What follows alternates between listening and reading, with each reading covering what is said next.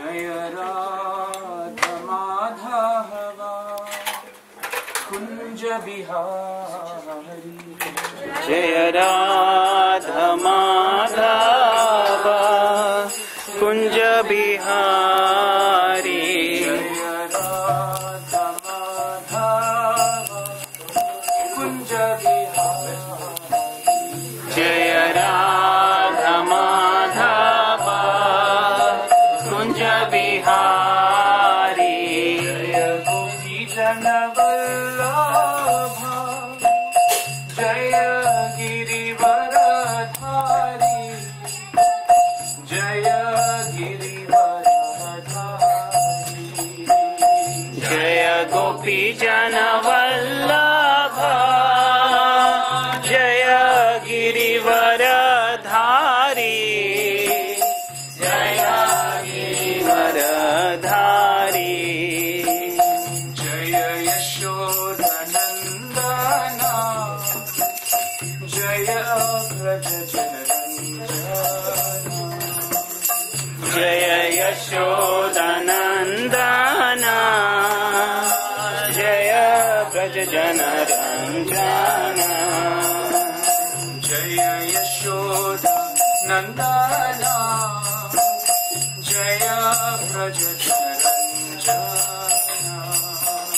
Jaya Yashodanandana Jaya Braja Janaranjana Jaya Yamuna Tiravanachari Jaya Kunja Bihari Jaya Yamuna Tiravanachari Jaya Kunja Bihari Jaya Yamuna Tiravanachari Jaya Kunja Bihari Jaya Yamuna Tiravanachari Jaya Kunja Bihari Jaya Yamuna Tiravanachari Jaya Kunja Bihari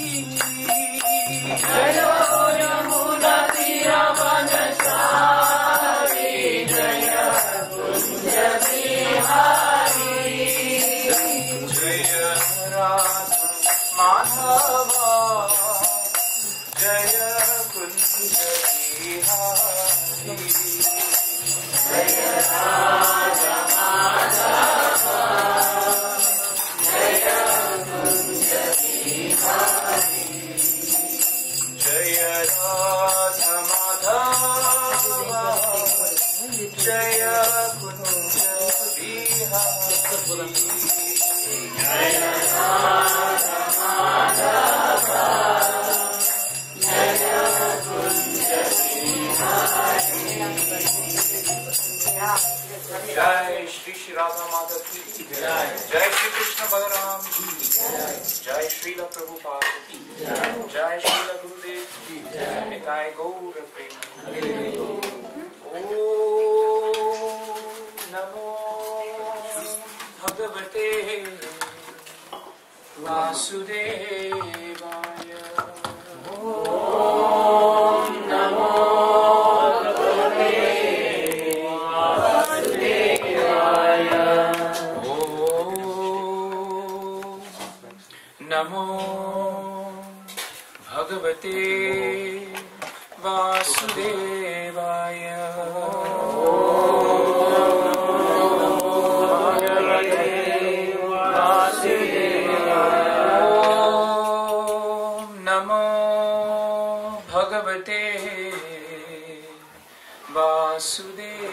Vasudevaya Om Namo Bhagavate Vasudevaya.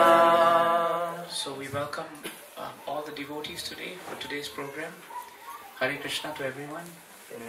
Thank you for having us over. And today we will read maybe a nice verse from Bhagavad Gita. A very good verse to read and study is actually in the second canto, text 61. So if you have your Bhagavad Gita, then maybe we can just chant the verse together, and then we can read the purport and try and say something on this nice verse. Tani sarvani samyamya yukta asita matparaha vashehi yasyendriyani tasya prajna pratishtita tani sarvani samyamya yukta asita matparaha vashehi yasya indriyani tasya prajna pratishtita tani sarvani samyamya yukta asita matparaha vashehi yasya indriyani tasya prajna pratishtita. Would anyone like to repeat? Tani sarvani samyamya yukta asita matparaha vasehi yasyendriyani tasya prajna pratishtita Tani sarvani samyami yukta asita matparaha vashehi yasyendriyani tasya prajna pratishtita. Matajis?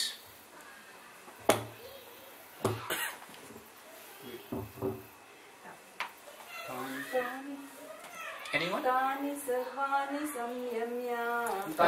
sarvani samyamya Yukta asita matparaha vashehi yasyendriyani tasya prajna pratishtita. Tani. Those senses. Sarvani. All. Samyamya. Keeping under control. Yuktaha. Engaged. Asita. Should be situated. Matparaha. In relationship with me.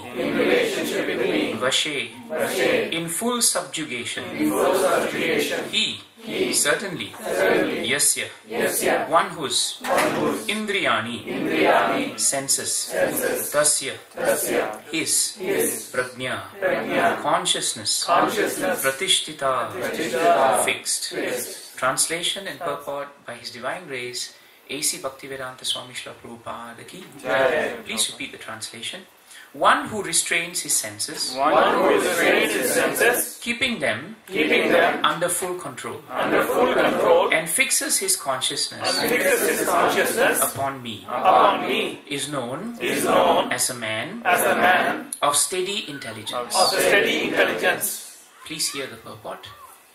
That the highest conception of yoga perfection is Krishna consciousness is clearly explained in this verse. And unless one is Krishna conscious, it is not at all possible to control the senses.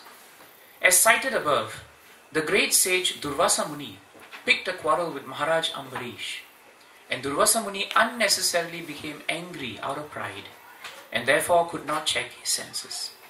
On the other hand, the king, although not as powerful a yogi as the sage, but a devotee of the Lord, silently tolerated all the sage's injustices and thereby emerged victorious.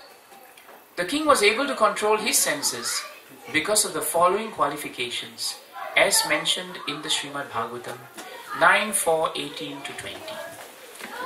Savai mana Krishna padaravindo vachamsi vaikunta gunanuvarnane Karau Hare Mandiramarjanadishu Shrutim Chakara Chutakat Katodaya Mukundalingalaya Darshane Drishau Tadbritya Gatra Sparsha Anga Sangamam Granam Chatatpada Saroja Saurabhe Shrimat Tulasya Rasanam Tatarpite Padau Hare Kshetra Padanu Sarpane Shiro Rishikesha Padabhivandane Kamam Chadhasye Natu Kamakam Yaya Yato Tamashloka Janashraya Ratihi.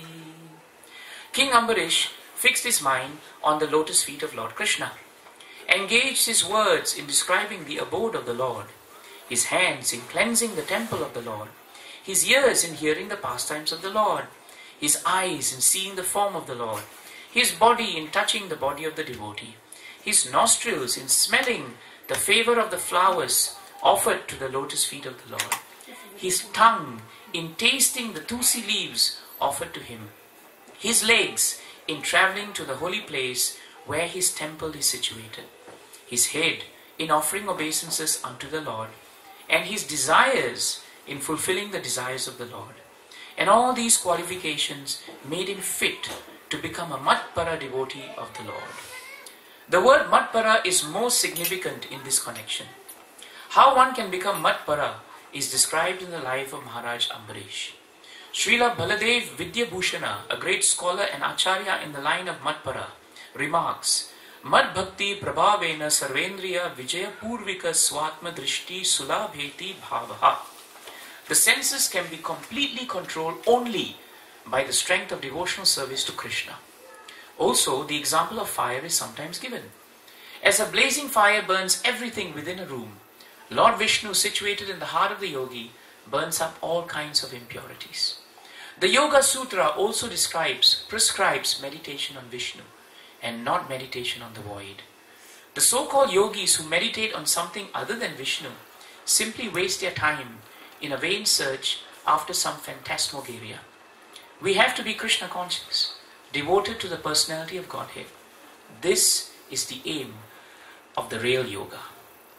Jai Shri Prabhupada, Transcendental Purports Ki. So before we try and say something on this very nice verse, we seek the blessings of Srila Prabhupada, the blessings of our spiritual master, of all the senior Vaishnavas assembled here, so that we will not say anything wrong or offensive in the course of our discussion. Om Ajnanatimidandasya Jnananjana Shalakaya Chakshurunmilitam Yena Tasmai Shri Guruve Namaha.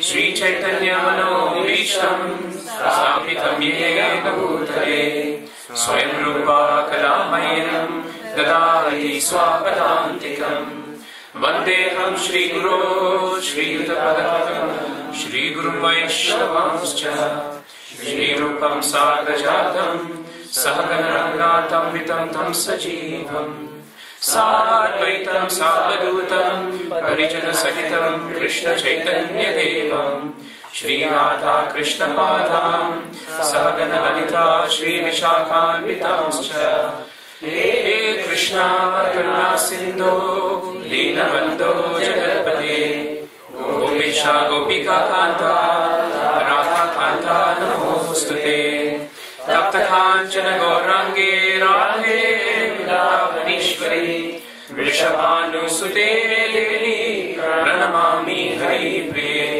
Namo Mahabhadanyaya Krishna Prema Krishnaya Krishna Chaitanya Namne Gaure Krishe Namaha. Jai Vancha Kalpatarubhyascha Kripa Sindhubhyacha Patitanam Pavanebhyo Vaishnavebhyo Namo Namaha. Jai Sri Krishna Chaitanya Prabhu Nityananda Shri Advaita Gadadhara Shri Vasadi Gaura Bhakta Vrinda. Hare Krishna, Krishna Krishna, Hare Hare, Hare Rama, Hare Rama, Rama Rama, Hare Hare.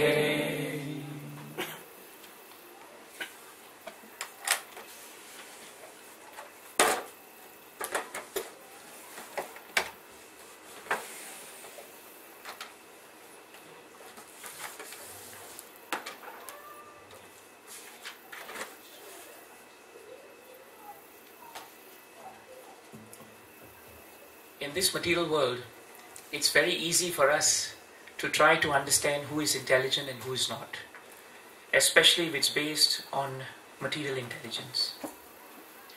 You're all intelligent, and all of you are in US basically because you have qualified to a certain level. Either you are born here or you're here to work. So intelligence materially is not a problem.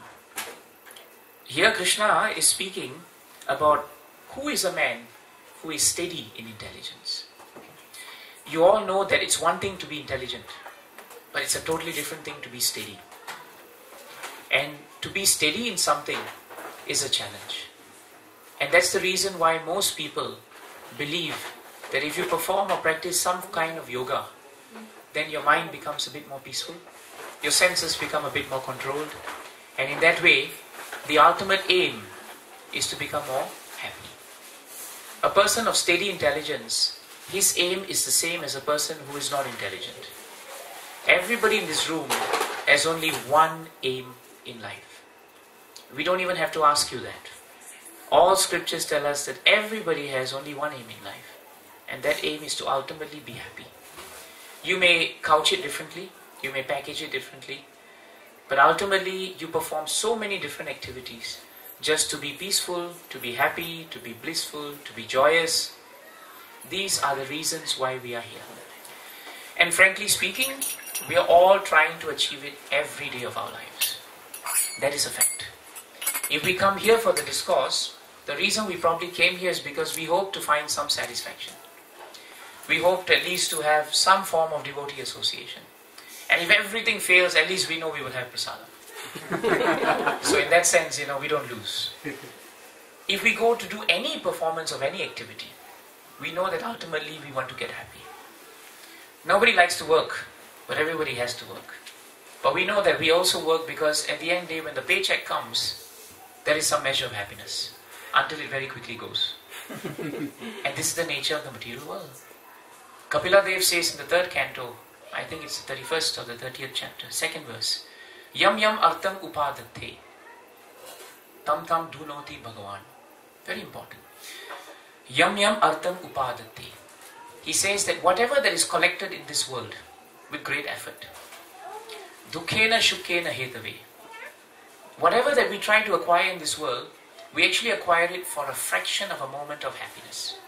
We want happiness, otherwise we don't acquire something. But we don't realize that happiness is gained at the cost of great difficulty and challenge. With so much dukh, we get a little bit of sukh. And when that happens, we think, this is alright. It's like a paycheck.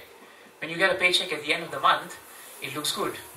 Until all the bills come and you have to pay them off. And at the end of the day, there's not much left. And then you wait for your 30 days to be over and get the paycheck back. And then at that moment you say it's worth it. So in that way, we have children, we marry, and we do everything. But one thing that eludes us is whether we are steady. And steadiness is very often the next door neighbor to happiness. It's one thing to be happy, but it's another thing to have flickering happiness. The ups and downs of happiness are just as sad and just as frustrating. It's like being in a relationship with someone who can't make up his mind whether to get married or not. One day he says he wants to marry you, you're very happy. Next day he says, I have a change of mind, you're not too happy. Third day he says, let's get married, you're very happy. Fourth day you say, I've changed my mind. Nobody in this material world is attracted to unsteadiness. Nobody. Something which is really steady is very nice. That's why we invest full faith in the rising and the setting of the sun. Because when the sun rises, we know it's going to rise. When it sets, we know it's going to set. Nobody has any fights with the sun. Nobody has any fights with the way the earth moves. Because all this is accepted. It is steady. And anyone who becomes steady, he becomes a rock. And we all hold on to that person. Isn't it true? A pure devotee like Srila Prabhupada has given us so much encouragement in our spiritual life because he's a rock. He's steady. So Krishna is speaking about who is a man of steady intelligence. So we must understand yam yam artam upadate shukkena dukkena hetave. So out of great difficulty, we try to acquire something in this world, hoping it will make us happy. But Kapila Dev tells us dhunoti, tam tam dhunoti bhuman. Whatever that we are trying to collect in this world will either leave us in between now and the time we die, or it must be taken from us cruelly at the point of death. And when that happens, we are very unsteady. So we cannot rely on anything in this material world to keep us steady. Because the nature of this material world is that it is unsteady. It is surprising, Prabhus and Matajis, if we find something steady at all in this world. And it will be surprising that we can actually find happiness in a place where everything is unsteady. That is why the word yoga is being used here. The biggest source of unsteadiness in this world is what Krishna describes as our senses. If you read this verse, Krishna starts by saying, a man of steady intelligence is one who restrains his senses. Why?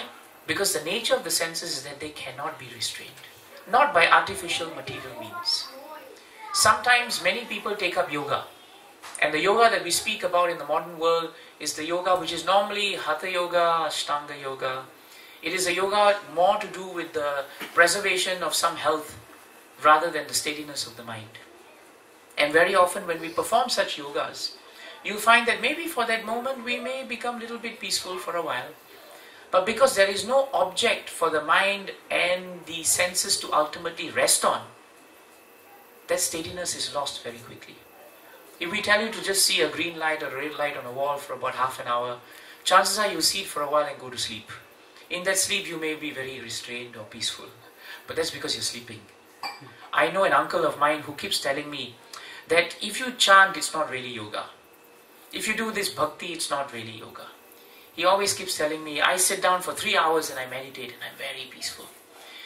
And then his grandchildren come and tell me that when grandfather sits down to meditate for 3 hours, he's so peaceful because he's asleep. But he constantly is in denial. He always tells, no, I don't sleep. But they say, no, he just sleeps. And in fact, he even snores. So in that way, we believe that this is steadiness.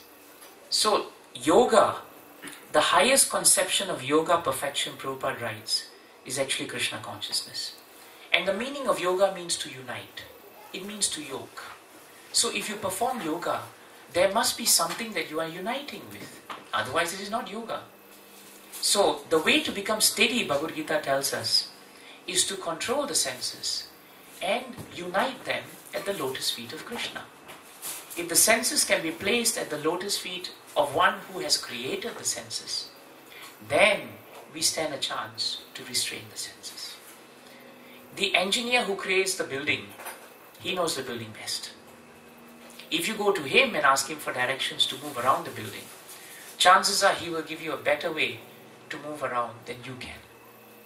If we place the senses which have been created by the Creator Krishna at his lotus feet and request him to direct us, then Krishna becomes Rishikesh in our lives. The word Rishikesh means the control of the senses.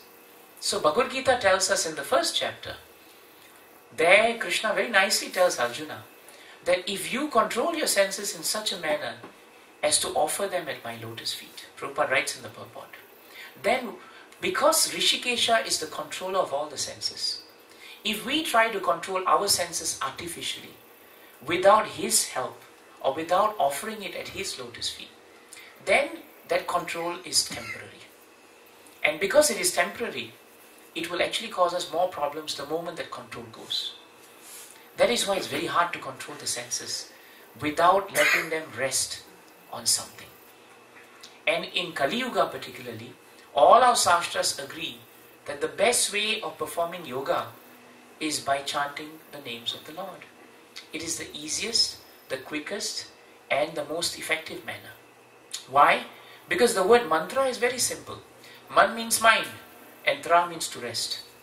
The only place where the mind finds some rest is actually when it is placed in the spiritual vibrations of the holy names of the Lord. That is why, even if you meet the Muslims or the Christians, they have their rosaries, they have the different names of God, and it doesn't matter what name of God it is, as long as it's bona fide, it's accepted, it will always be potent. That's why Mahaprabhu says, Krishna is so kind that he has invested all of his energy in his name. Investment of all of his energy in his name means his name is as good as his form.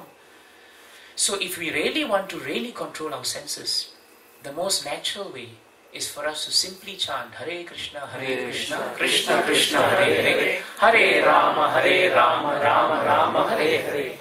The moment you chant that way, then Rishikesha is appearing in your life. And Krishna takes over. When Krishna takes over the chariot, then you don't have to worry. That's why Arjuna was completely at ease in the Mahabharata war. You realize that? If you read the Mahabharata war, you realize that Krishna slept soundly every night. He didn't have so much problems. One time Krishna took a terrible vow that somehow or another he will definitely he will kill this, who was that king? Arjuna. No. Jarasan he killed later.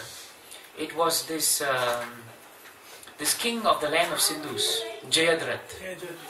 Jayadratha had killed Abhimanyu, if you remember. You want to move forward? I think we need a little bit of space so that Mataji can sit down. Come.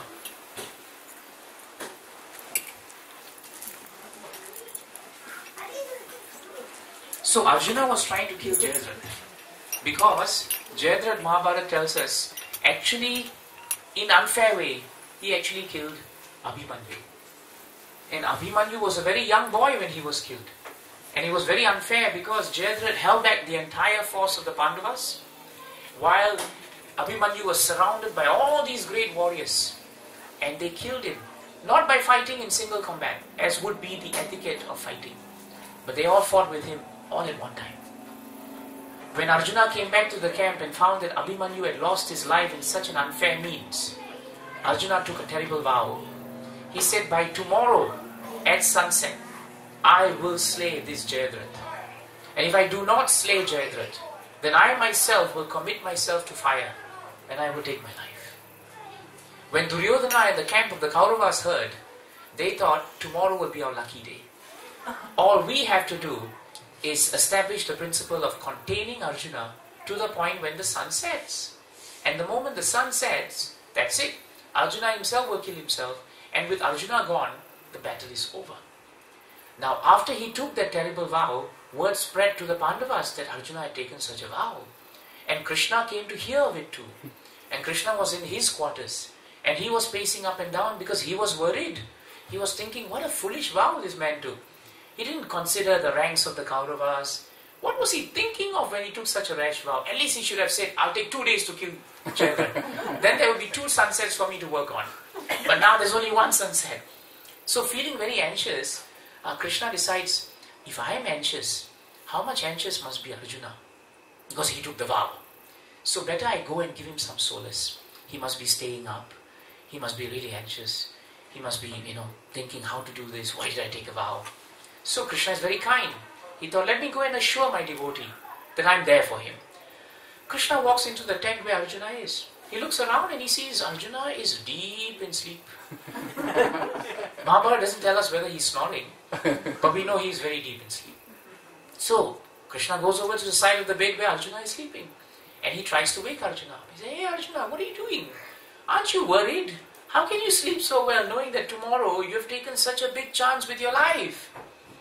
And Arjuna in his sleep, half sleep, he just opens one eye and he says, that's what you are here for. I have full faith that you will always be my Supreme Lord.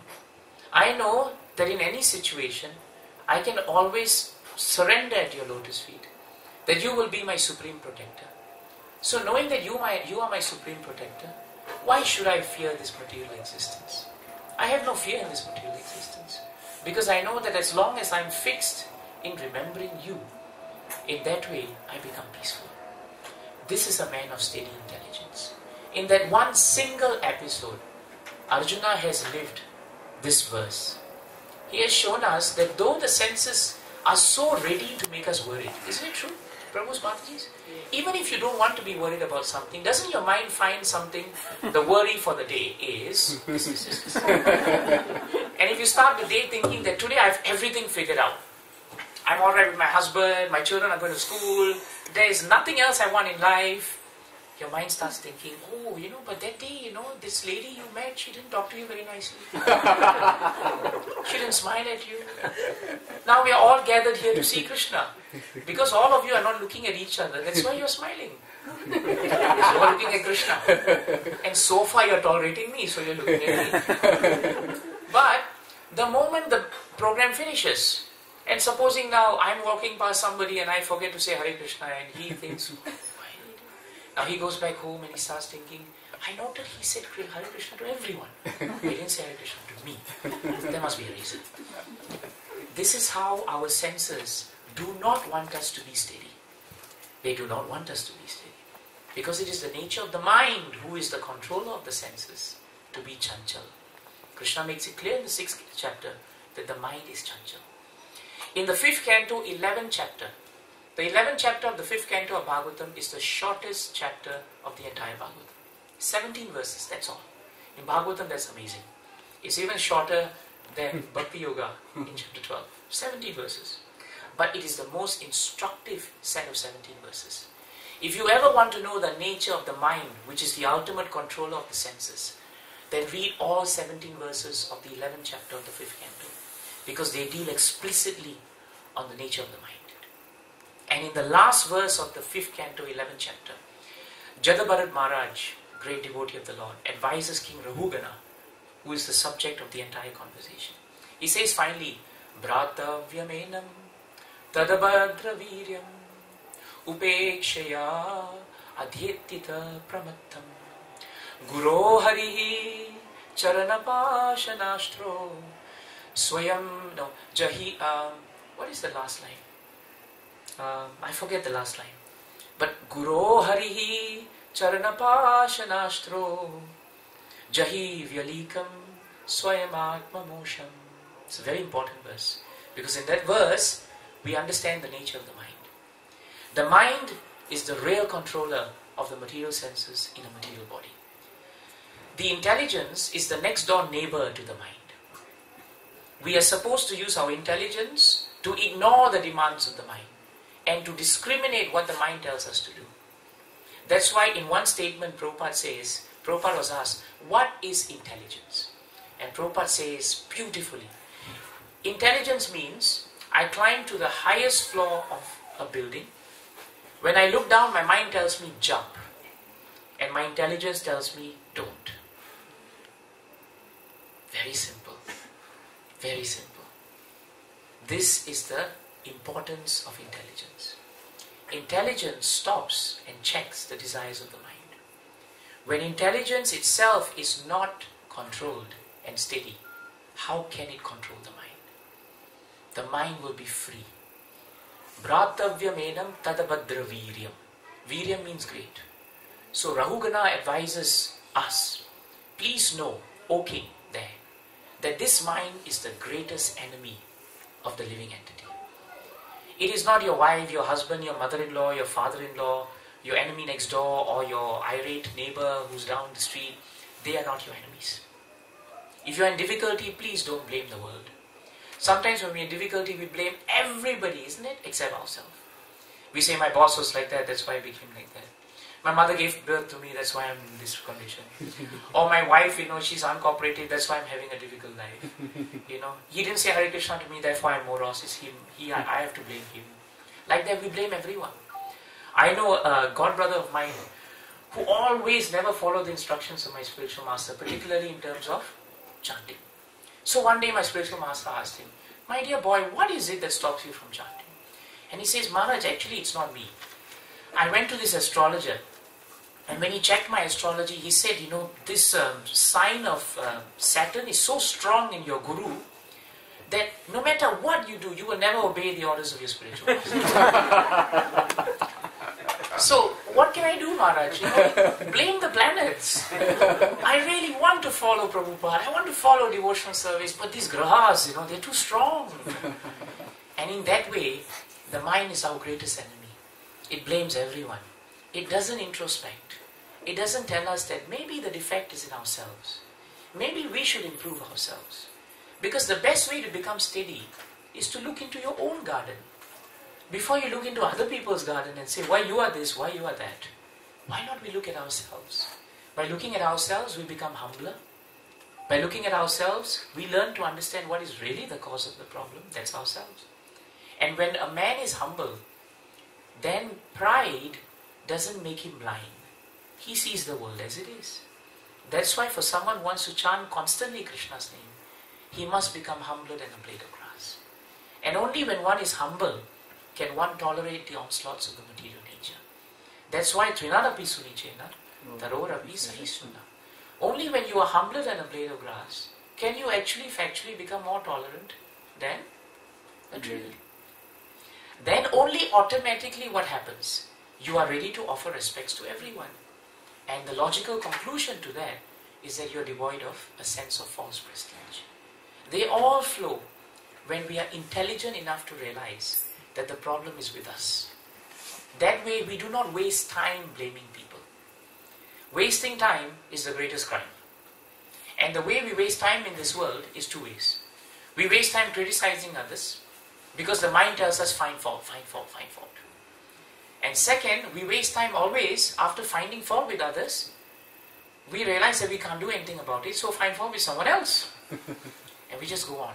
That's why the mind is the greatest enemy. If left unchecked, the verse tells us, it will grow and grow and grow. And the senses that are under the control of the mind ultimately make us slaves to the senses. And then Bhagavatam tells us that there is a way to conquer the mind, i.e. there is a way to conquer the senses. How do you do that? Guroho harihi charana pashanastro. By the weapon of devotional service to the lotus feet of Krishna and service to the spiritual master or the great devotee of Krishna, one can automatically conquer the mind.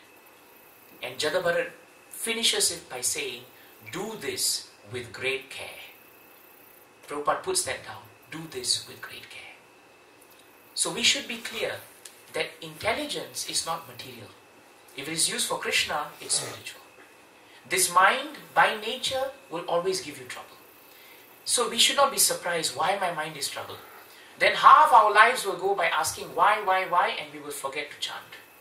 And then we will just die a miserable death. The mind also wants to delay you chanting the Hare Krishna, by the way. It wants to delay you to take up spiritual practice. The mind tells you, look, when my children are a bit older, I will start chanting. When my husband becomes more agreeable, I will take up Krishna consciousness.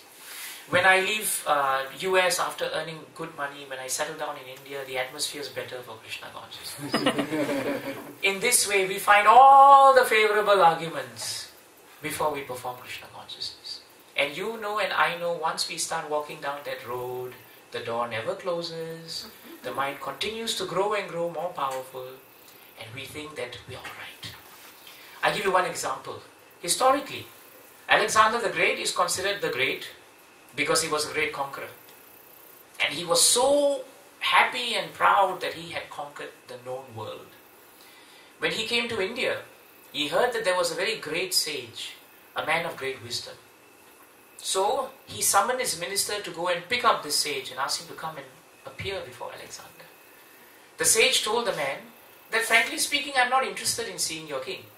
I'm very peaceful, just sitting here and being in line with the devotional service. Alexander gets a bit miffed, so he decides that I must go and see this sage. So a mixture of curiosity and a little bit of anger. When he goes to see the sage, he says, I want you to compose some great poetic hymns in glorification of me. And the sage says that, frankly speaking, my tongue should not be used in glorification of anyone except the Supreme Lord. Now Alexander says, I am controlling everything that is known in this world, and therefore I demand that you appear before my court. And the sage says that you may control everything, but you do not control me. Only the Supreme Lord controls me. So I decline your invitation. Alexander got very angry and he started throwing things around, and he says, I insist you come with me. And the sage said, why should I come with you? And again Alexander repeated, because I control everything. And the sage said, you just demonstrated that you are not in control of your anger and that you are actually a slave to your senses. So if you are really in control of the known world, but you cannot control your anger, then why should I bow before a personality like you? I should bow before a personality known as Rishikesha, one who is the ultimate controller of all the senses, because he is the true controller of everything which is known and which is unknown. And then Alexander realized at that point that though he could conquer everything external, he had no capacity to control his senses, because his intelligence was not in control of his mind. That is why here it is stated, if you really want to be in control of your senses, then we have to fix our consciousness at the lotus feet of Krishna. In that way, automatically the senses come under control, without separate endeavor. Without separate endeavor. And the best example that Prabhupada has given, by which we should understand how to control the senses, is actually the example of Ambarish. Ambarish Maharaj appears in the 9th canto of Bhagavatam. And there are only two personalities we should understand in this story, in this episode, in this pastime. One is Ambarish, and the other is Durvasa Muni. Durvasa Muni was a yogi, mind you. Very powerful yogi. He had performed great austerities, great penances, sat down for a long time, still. He could control so many things. He had so much power, so much siddhi. But he was known for one thing. He had a short, easy, quick temper. Always ready to curse. Durvasa Muni was a personality in his own right. But Ambarish Maharaj was in a different world altogether. Bhagavatam tells us Ambarish Maharaj was 10% a devotee of the Lord. Why? Because his only engagement was to remember the pastimes of the Lord and to engage himself in fixing his consciousness at the lotus feet of the Lord. That's all he did. And if you heard the purport, Bhagavatam tells us very nicely how Ambarish Maharaj just lived his life daily. The good news about Ambarish Maharaj for us is that he was not what we call a full-time devotee in a temple. Right? He was not what we call a brahmachari devotee. Sometimes devotees who work, when they hear from devotees who say that, look, we have to be fixed in Krishna consciousness, and then they say, look, you are fixed because you are in a temple, they may have trouble to understand that Krishna consciousness just works just as well in a temple as outside, because temple depends on consciousness. Ambarish Maharaj is a good example to all householders, because he was the ultimate householder. He was a king, emperor of the whole world.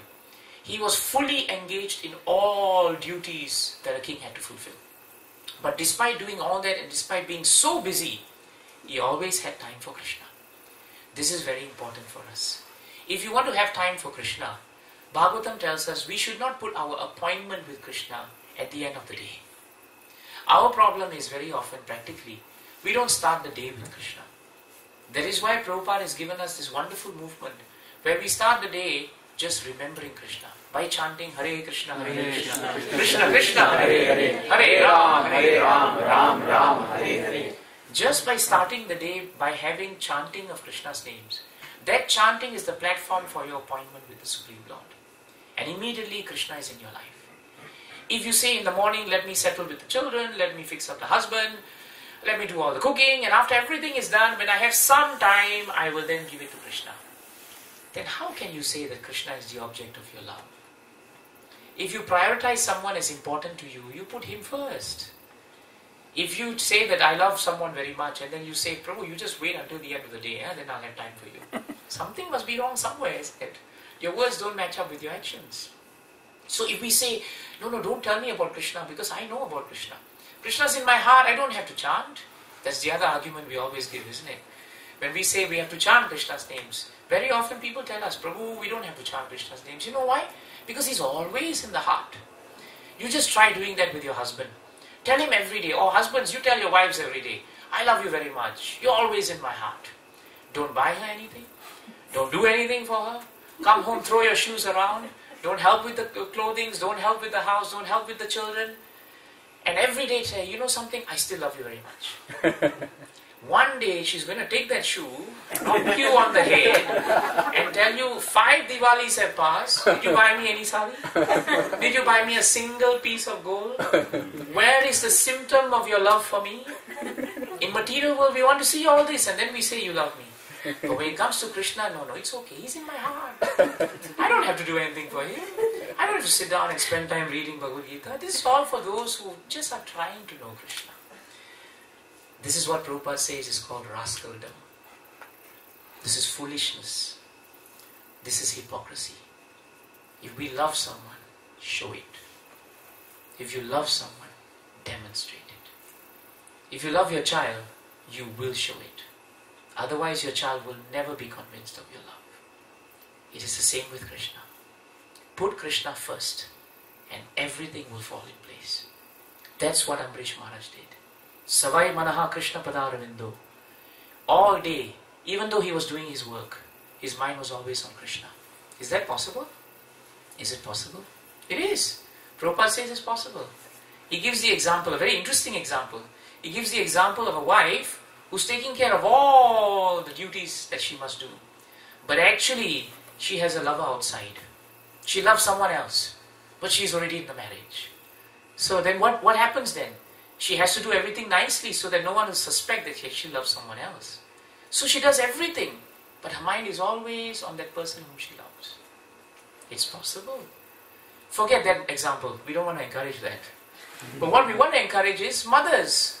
You love children. Fathers, you love children. Whenever you're doing your work and everything, if work gets really bad, you think of all the good times you have with your kids. You think of all the people you love. You're able to do that and yet do your work. Same thing with Krishna. It is possible to remember Krishna while doing everything, provided your consciousness is on Him, provided you practice it. So he fixed his mind at the lotus feet of Krishna. He used his hands to clean the temple of Krishna. He used his legs to walk to the temple of Krishna. He used his skin, his sense of touch, to roll and take the dust of the lotus feet of the devotees of Krishna. He used his mouth to taste Krishna Prasad, his tongue to chant the names of Krishna. He used the sense of smell to smell the beautiful aroma of tulsi leaves. We could use that to smell prasadam. That's up to you. And he used his sense of eyesight, to see the beautiful form of the Lord. And you use the sense of hearing to hear what you're doing now. Hear about Krishna. And in doing so, real yoga was present in his life. This is the meaning of engagement of the senses. Nothing fancy, but something very simple. Just you live your life in such a way that you remember Krishna. You please do something in such a way that you remember Krishna. So Ambarish Maharaj was doing all that. But now comes the real test. One day Ambarish Maharaj took a very long vow, 48-day fast. And in that very powerful Ekadeshi Vrat, he was going to end it. The day had come for him to end it with his wife. So Bhagavatam tells us he was going to end it at the right hour by taking a little bit of prasad. Just at that point of time, Durvasa Muni comes. The moment Durvasa Muni comes, Ambarish Maharaj defers, stops. He welcomes Durvasa Muni with nice etiquette. And he tells him, my dear Durvasa Muni, I am going to break my fast. Why don't you sit down and have some prasad with me? Durvasa Muni says, yeah, that's a good idea.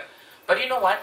I have to do all my ablutions, I have to go and take bath, I have to chant some mantras, and then I will come back. So he goes with his followers to a nearby river. In the meantime, Ambarish Maharaj gets everything ready to break the fast. But time is passing. Durvasa Muni is taking a long time to come back. And all the Brahmana advisors say, my dear king, the auspicious hour is going. If you do not break in the auspicious hour, it's not very good. Not very good. So, Ambarish Maharaj now is put in a difficult situation. If I wait for him, I get past the auspicious hour.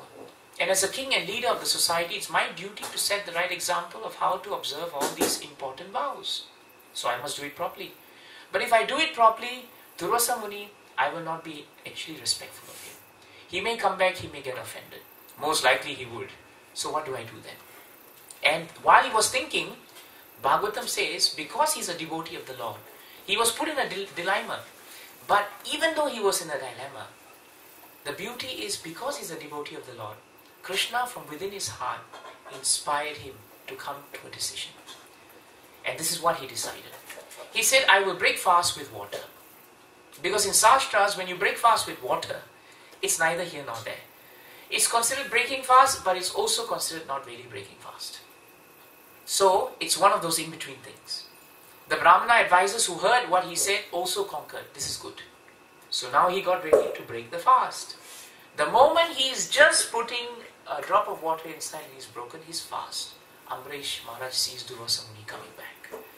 Durvasa Muni sits down, but he's powerful yogi, and he could sense immediately, aha, Ambarisha Maharaj, you have just broken your vow. You vowed, you made a promise that I will be here with you to eat, but you have broken your fast ahead of me. Now instead of just accepting it, Durvasa Muni, the great yogi, who performs so much austerity and mudras and asanas and breathing and pranayam and everything, becomes angry. Anger controls him. It just completely overrides his common sense and his intelligence. Instead of understanding the king as a great devotee, he says, this king is a rascal. See how rude he is. He has no basic manners of etiquette, and he is the ruler of the entire known world. For this he must be punished. So Durvasa Muni takes a bit of hair from his head. He throws it down. And at that point when he throws it down, a huge frightening looking demonic being emerges. And Durvasa Muni then directs that that being should go forward and he should actually destroy Ambarisha Maharaj. Imagine, Prabhus and Matajis, here you are trying to be a devotee of the Lord, and all of a sudden you find that you have inadvertently offended another great yogi. And before you know it, you find that this great yogi has cursed you. And before you know it, you find that there is a being who is now ready to actually punish you. Most of us would immediately either feel, what should we do? Where should we go? Or we should be praying to Krishna immediately for protection. Ambarisha Maharaj, it is said, just became very calm. In that situation, his consciousness and intelligence did not desert him. And instead of wondering why Krishna is putting me into this situation, Ambarisha Maharaj remained calm and composed, and he just meditated on the supreme form of the Lord. He just kept chanting Hare Krishna, Hare Krishna, Krishna Krishna, Hare Hare, Hare Rama, Rama Rama, Hare Hare. He never once asked Krishna, Krishna, please protect me. Didn't say that. Bhagavatam never says that. He just became calm and he remembered the Supreme Lord. Now one thing you should remember is, because Ambarisha Maharaj was such a great devotee of the Lord had personally installed his Sudarshan Chakra at the entrance of the kingdom of Ambarisha Maharaj. This was before the curse. So Sudarshan Chakra was literally parked at the kingdom of Ambarisha Maharaj. So Ambarisha Maharaj could immediately say, hey Sudarshan Chakra, come over now, I need your help. He could have done that. He could have said, Krishna, this demon has come, please help me. But he didn't do that. Why? Because a devotee of the Lord has full faith that if Krishna wants to protect him, he will protect him. If Krishna doesn't want to protect him, then he is ready to accept what Krishna wants. This is the greatness of one who is steady in intelligence. Very often we impose our conditions and desires on Krishna and then claim to be devotees. We say, Krishna, I came to devotional service, this is the package deal. You do this for me, you do that for me, you do this for me, you do that for me. Then everything's fine, okay? The moment you don't do this for me, don't do that for me, I'm sorry, the package deal is off, I'll go to someone else. Or I'll write in a complaint against you, to whom I don't know. But this is what we do. But Ambarisha Maharaj showed us that one who is engaged in Krishna consciousness, he has full faith that wherever and whenever it is possible, he knows Krishna will take care of him. He doesn't have to worry. If Krishna wants him to go through this, he is ready to accept it. The word acceptance defines a devotee. Acceptance of your condition defines how steady your intelligence is. If you resist, and if you think that I want it this way, and if Krishna wants it another way, then your resistance will only meet with the onslaught of material nature. But those who do not resist, but they bend, they don't break. Prabhupada was once asked, how do devotees tolerate? And why do devotees tolerate? And Prabhupada said, a reed that bends in a wind doesn't break. But a bamboo that cannot bend like the reed, it may break. When it breaks, it has no chance to continue. But if it bends, it has a chance to continue. So this is how we must live in this world.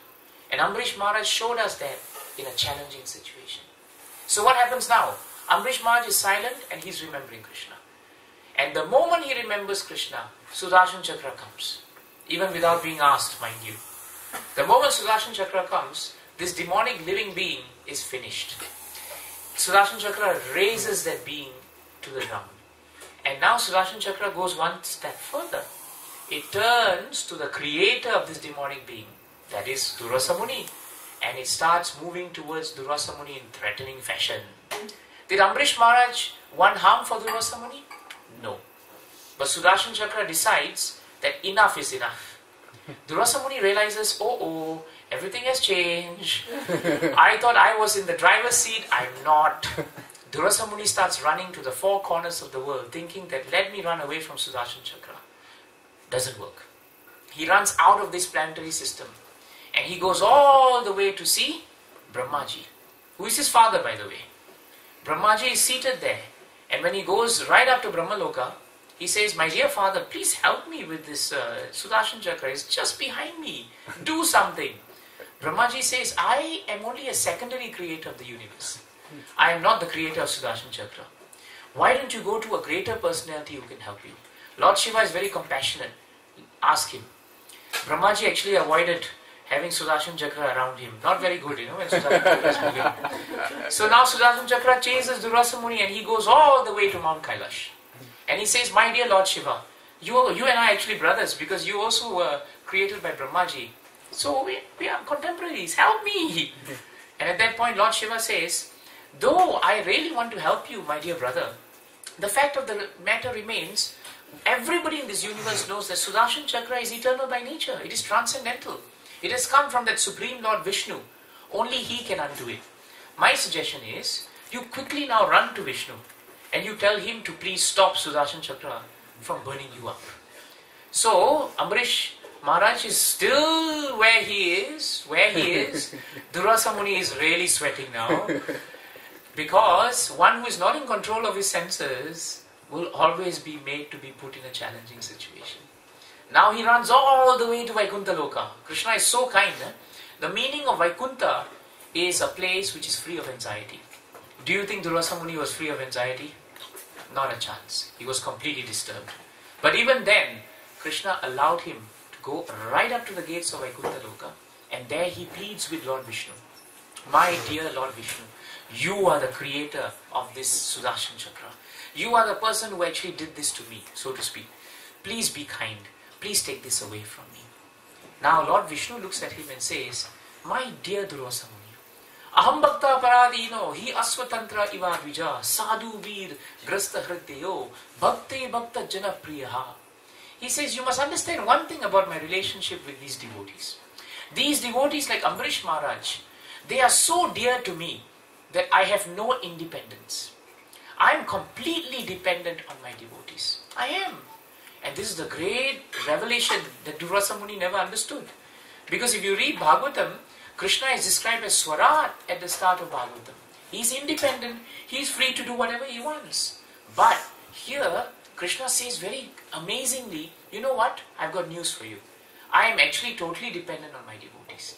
My devotees are so great that Naham Atmanam Ashase. I don't even want to enjoy my transcendental opulences separately from my devotees. I don't want to. I don't want. If I want to enjoy, I only enjoy with my devotees. Why? Ye daragara. These devotees have given up their lives for me. They have given up their children. They have given up their families. They have put everything around me as the center. They can give blood and sweat for me. How? How, in what enthusiastic manner can I give up these devotees? He's asking that question. Then he goes on to say, Mai nirbadda hridaya sadava samadarshanaha vashe kurvanti mam bhaktya. He says, these devotees of mine are always in my heart, and I am also in the hearts of my devotees. Therefore, vashe kurvanti mam bhaktya. These devotees have actually tied me. They have tied me up. How? With the ropes of bhakti. And because they have tied me up, sat striyaha, sat pativyataha. Bhagavatam gives good example here. It says, just like a chaste wife actually brings a husband under control. How? By serving him very well. Husbands, are you aware of that? Bhagavatam tells us that the secret to a powerful wife is that she serves her husband so well that he says, you know what, whatever she wants, I'm ready to give. That's why all the children, they're very smart. They don't turn to fathers and ask them for anything. They always turn to the mothers, isn't it? When I was young, my father was always there for me, but I always recall going to my mother to ask something from my father. Somehow instinctively I knew that while father was president of the house, mother was the prime minister, the home affairs minister, the finance minister, and everything else. And if you come from a system like the Commonwealth, where the president is nothing more than a figurehead, you'll come to appreciate the point of why the mother is considered to be prime minister. So in that way, Bhagavatam is very right. Just like a husband can come under the control of a wife, in the same way, a devotee who serves Krishna, Krishna says, he completely controls me. So Krishna ends with 4 beautiful prayers, these 4 verses. He describes to Durvasa Muni why I'm going to tell you what I'm going to tell you. Which is, I cannot undo Sudarshan Chakra. I can't. Because I'm under the control of my devotees. Sudarshan Chakra can ultimately only be undone by Ambarish Maharaj, the object of your anger and the object of your curse. That's the only way you can stop Sudarshan Chakra. Now Durvasa Muni, if I were the Durvasa Muni, I'd be thinking, you mean I had to travel all the 3 worlds just to find out that I can undo it if I just simply turn to the object of my anger? Imagine what a waste of time. Because Bhagavatam said he travelled for a year, Prabhus and Matajis. A year. A year of time spent running away from Sudarshan Chakra. Only to find out that he should go back to square one. So, Durvasa Muni goes back to Ambarish Maharaj. And in the meantime, Bhagavatam tells us, and this is a measure of how steady Ambarish Maharaj is. In the meantime, while 1 year passed, what was Ambarish Maharaj doing? Ambarish Maharaj did not break his fast. He didn't go ahead to have his prasadam, let me wait now, Sudarshan Chakra, you take care of that rascal. Let me fill up my belly and go on with my life. No, he didn't do that. He continued his kingly duties, but he did not break his fast. Because he had compassion for the sage. That's the beauty of a man of steady intelligence. He had compassion. And now when Durvasa Muni comes running back with his tail stuck between his legs, what happens? Durvasa Muni now falls at the lotus feet of Ambarish Maharaj. And now he says something which is very instructive to all of us. My dear king, today I have experienced the greatness of the devotees of Krishna. This is important. Because a man of steady intelligence and one who fixes his consciousness at the lotus feet of Lord, he is a devotee of Krishna. And now Durvasa Muni, who is a great yogi, recognizes how great a devotee is. How a devotee is automatically, without separate endeavor, a yogi. He is a yogi through and through. Because now Durvasa Muni says, I'll tell you why I think you are the greatest yogi. Because my dear king, while I came and committed an offense at your lotus feet, while I meant harm to you, you only meant good for me. You only meant good for me. You never meant harm for me. This is the greatness of Ambarish Maharaj. Why does he say that? Because when he falls at the lotus feet of Ambarish Maharaj, he falls at his lotus feet with humility.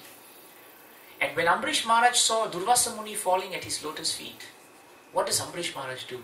He became embarrassed, Bhagavatam says. He actually became embarrassed. He didn't say, aha, told you so. Subtly, we always feel that when we are proven right, isn't it? We may, of course, externally we say, no, Prabhu, it's okay, Prabhuji. I understand, but inside, yes. See, I'm right. Ambarish Maharaj should have felt that. He should have. But if he did that, he would have been slave to his senses. He would have been slave to his pride. But he was not, because he was a devotee. So Bhagavatam tells us he felt embarrassed. So what does he do? He picks up Durvasa Muni, he embraces him, he turns to Sudarshan Chakra, and he offers heartfelt prayers to Sudarshan Chakra. And he prays, Sudarshan Chakra, please take away yourself, retreat. I implore you to please leave this sage alone. He has gone through enough. Now please exercise compassion. Because you are the representative of the Lord. And you are the highly, most compassionate form of the Lord. Sudarshan Chakra hears his great devotee. And he moves away. And when he moves away, that's when Durvasa Muni realizes, this is a great personality. This is a man who is steady. This is a man whose mind is under full control because he is a devotee. Now, Durvasa Muni had so much intelligence. But what did his intelligence do for him when he became angry? It didn't help him. Because his intelligence was not placed at the lotus feet of Krishna. But Ambarish Maharaj was the opposite. He could automatically control anger, frustration, pride, envy. Why? Because he had no time for this. He only worked and lived in such a way that he was totally engaged at the lotus feet of Krishna. In that way, his intelligence was automatically purified to control his senses. No artificial moves needed. And then he says here, Durvasa Muni ends by saying, for those who have achieved the lotus feet of the Supreme Personality of Godhead, what is impossible to do? And for those who have achieved the lotus feet of the Supreme Personality of Godhead, what is impossible to give up? Such a nice point. See, even Durvasa Muni shows how realized he is as a person. He has come to the point where he realizes that this is the great devotee. Overlooking my offenses, you have saved my life. And overlooking my offenses, you have actually welcomed me. And now, this is the greatest point I always like about this pastime. After all these altercations, Ambarish Maharaj forgave. He forgave Durvasa Muni. And what does he do? He says, Durvasa Muni, guess what? I haven't broken my fast. Why don't you and I revisit that idea that we had first? Let's sit down and have some prasadam. And Ambarish Maharaj behaved in such a way that there was never any problems between him and Durvasa Muni.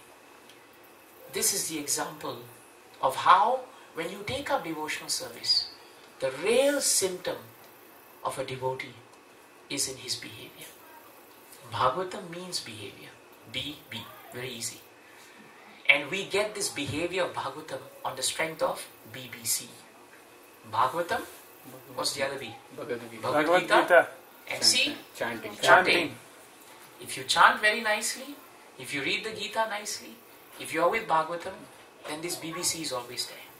Otherwise, we take another form of BBC, isn't it? The broadcasting of knowledge and gossip, which is of no value to us. That BBC, that broadcasting is of no value. But if you and I can fix our mind on chanting Hare Krishna, Hare Krishna, Krishna Krishna, Hare Hare, Hare Rama, Rama Rama, Hare Hare. And then, on the strength of chanting, do service. You should always ask each other whenever you have a program, Prabhu, Mataji, tell me what service I can do. I want to do some cooking service. I want to do some cleaning service. The most difficult service to do is the cleaning service, from my experience. After big events, after big programs, the poor hosts are always left to take back the furniture. Just giving you a hint. They are left to clean up everything. And they'll have to do everything while we walk down and go back to our lives. Krishna is always on the lookout for what is that service which is not glamorous, but that which actually attracts him. Krishna is not interested in glamorous service. The glamorous service is what I'm doing. Sitting down and taking nice, wonderful class, and then doing sweet kirtan, getting glorification, and going back to Singapore. That's no use to me. But the real service are the service that all of you are doing. To preach about Krishna, to organize programs, to sweat it out, to be engaged. If you really love someone, your behavior will prove it. Durvasa Muni controlled his senses by transforming it into love for Krishna. Durvasa Muni controlled his senses artificially to prove how strong he is. And ultimately, his anger got the better of him. But a devotee who is BBC, he's always in what we call AC. You know, in India you call air conditioning AC, isn't it? So AC normally means you are in the cool place, which means you don't get angry. But our Guru Maharaj always said, the devotee's AC is not the AC of air conditioning. Our AC is always to be under the lotus feet of AC Bhaktivedanta Swami Srila Prabhupada. That is real AC. Because Krishna gives us full protection when we are under his shelter and under the shelter of his devotees. So Durvasa Muni became pacified. Ambarish Maharaj ruled the world as a great devotee. And Sudarshan Chakra went back to its normal resting place. And the pastime ends by giving us so much understanding of what it means to be a devotee. To conclude, a devotee is already a yogi. But a yogi is not always a devotee. There is a difference. Bhakti is a full, complete picture that encompasses everything. If you want to control your senses artificially, you can do it automatically in Bhakti. If you want to be free of anxiety and you try artificially to adjust your material surroundings, just chant Hare Krishna, Krishna Krishna, Hare Hare, Hare Rama, Rama Rama, Hare. And at that moment when you chant, you will experience, hey, I'm quite peaceful. Now supposing some people say, Prabhu, when I chant Hare Krishna, Krishna Krishna, Hare Hare, Hare Rama, Rama Rama, Hare. At that time I'm very peaceful. But the moment I stop, all the problems come. So what do? We tell them very simple. Chant Hare Krishna, Krishna Krishna, Hare Hare, Hare Rama, Rama Rama, Hare. Okay, that's good. I've chanted it the second time, but I'm still disturbed. What do? Very simple. Chant again. Hare Krishna, Krishna Krishna, Hare Hare, Hare Rama, Rama Rama, Hare Hare. So this is how Krishna wonderfully cheats us. And this cheating is good. He realizes that you will realize that at some point, if you want to be peaceful in your life, the continuous chanting of the Hare Krishna Mahamantra, the continuous reading of Srimad Bhagavad Gita and Bhagavatam, these are the golden royal roads to becoming peaceful. And this is in any station of life. So instead of depending on this person, that person with our intelligence, which is a gross misuse of intelligence, we end by always remembering that supreme intelligence of Krishna is to whom we should surrender. And I want to end by telling you, sharing with you this very nice, humorous episode that you can take back with you. You know, there was this wife, and one day, she sat her husband down, and she has been cooking for him for 20 years.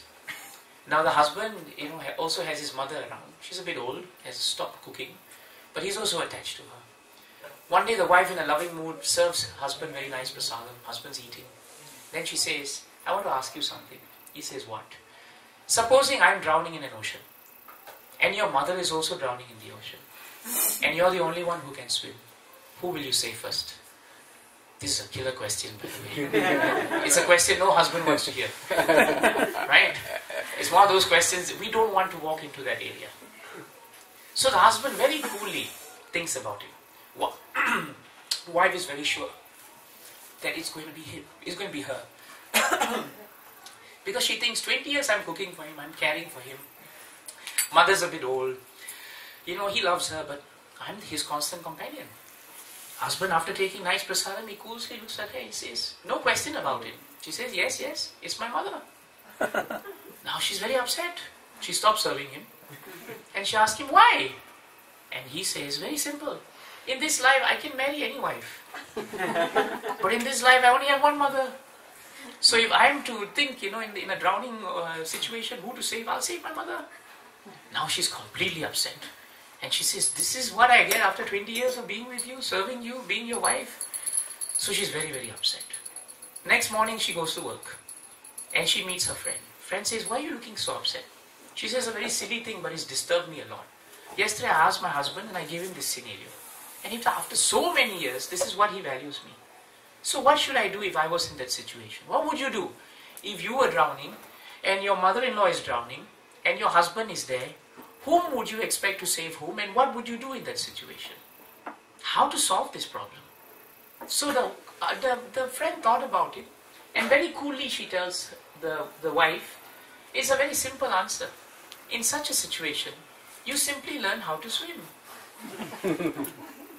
Just learn how to swim. If you already have taken your swimming lessons and you know how to swim, and if your mother-in-law is drowning, then let your husband save your mother-in-law. You have saved yourself. But if you wait for someone else to save you because you can't swim, he may or he may not save you. And this is our problem. We invest everything that we have into that which cannot be obtained. Bhagavatam says, we invest everything we have into that which cannot be obtained. And what cannot be obtained? Permanent happiness.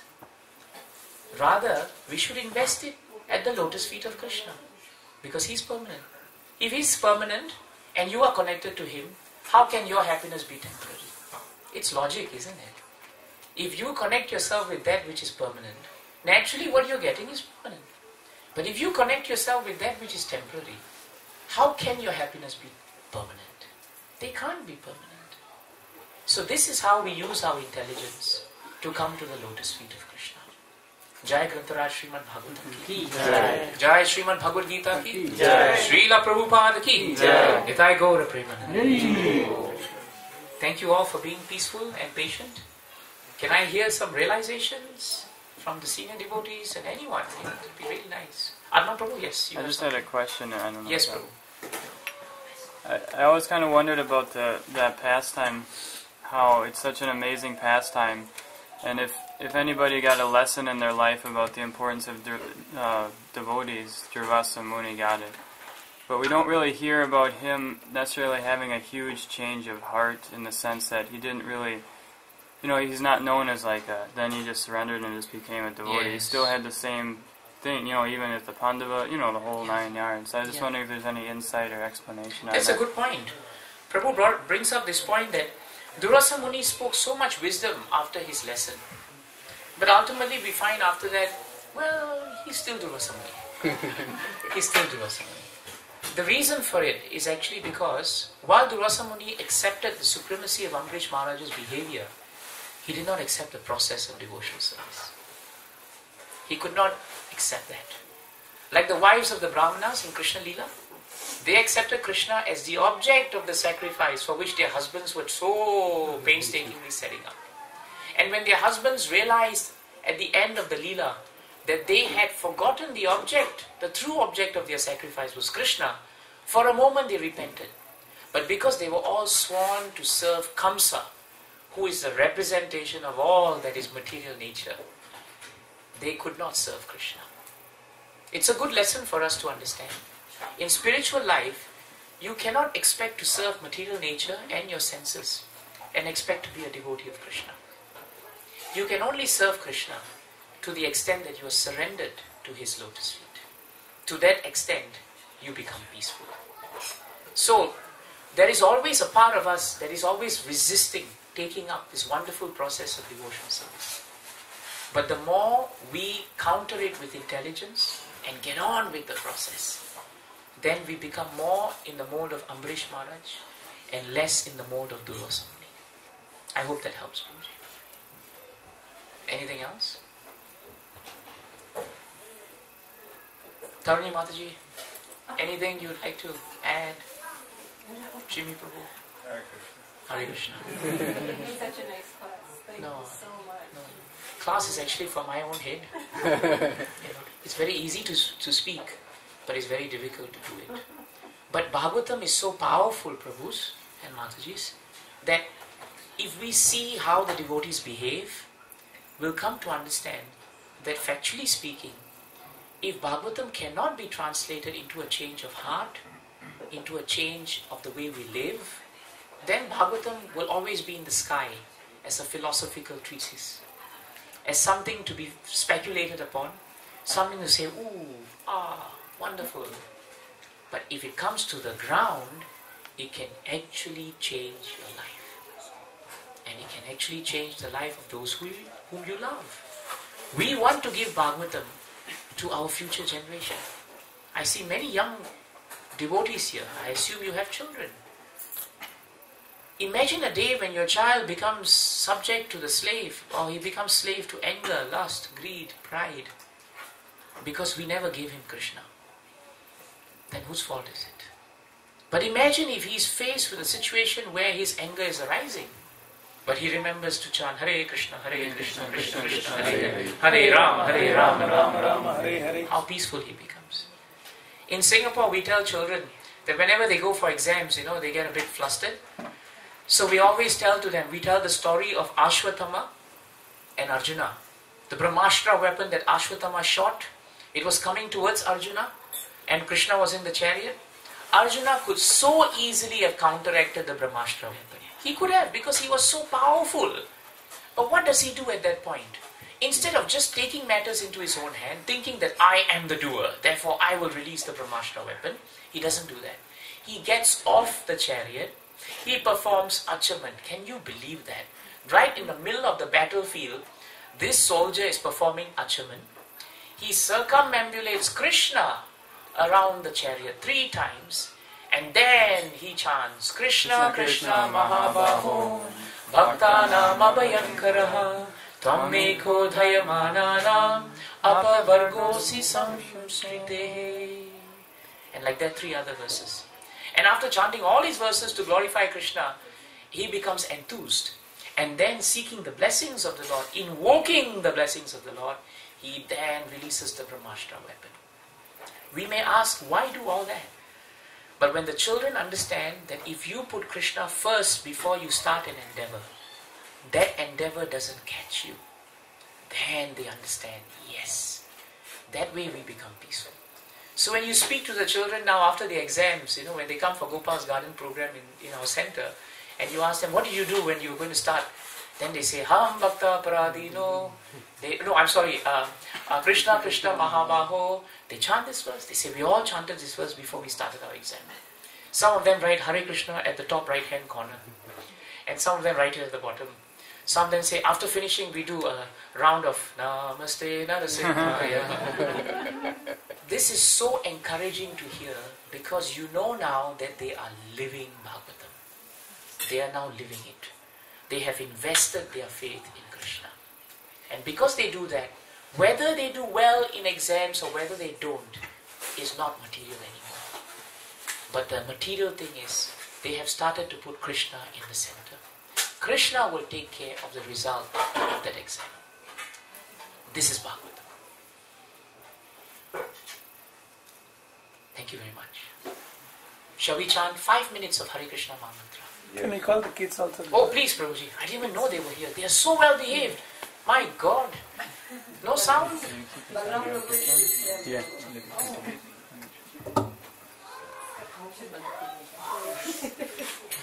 What I can do is I can do it really fast so that it doesn't be too loud. But it helps with a little bit. I don't want you all to be thrown out of your flat. So if noise is a problem, let me know.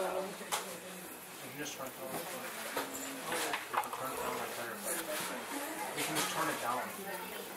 Yeah, we can turn it down. If kids can sit in the front, they can listen. Sure.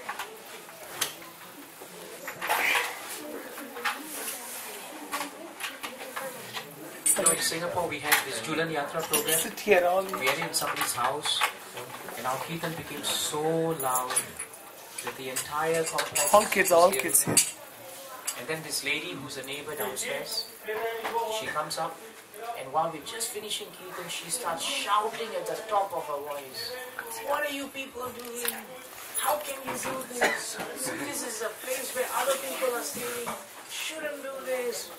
All kids in the front. Of the house and thinking, what are you going to do? And he just All goes up kids to in her the and says, some prasadam for you. And she says, really? It's for me? And she just stops everything and she walks away. Kids in the front. All kids in the front.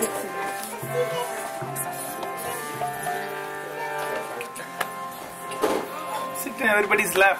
It's okay.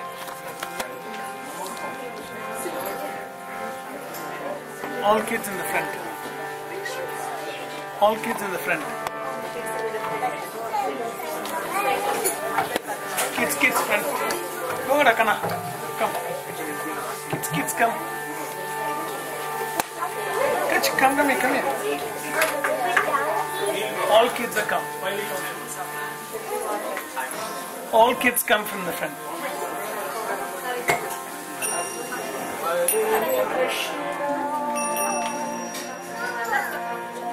Hare Krishna. All kids in the front. Catch up on.